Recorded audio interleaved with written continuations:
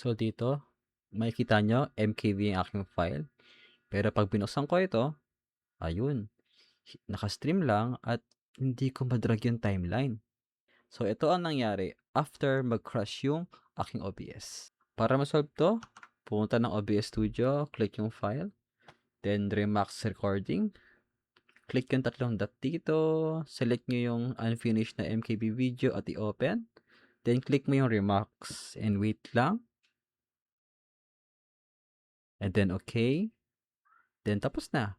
Check mo na yung video. So, ito, nasa kanan yung yung finish na, at sa kaliwa naman yung unfinished na. So, click natin itong finish na.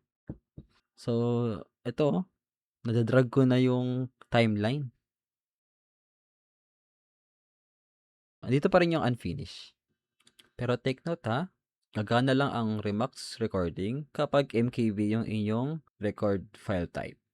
Setting, tapos output, ayun, Matroska video.mkv.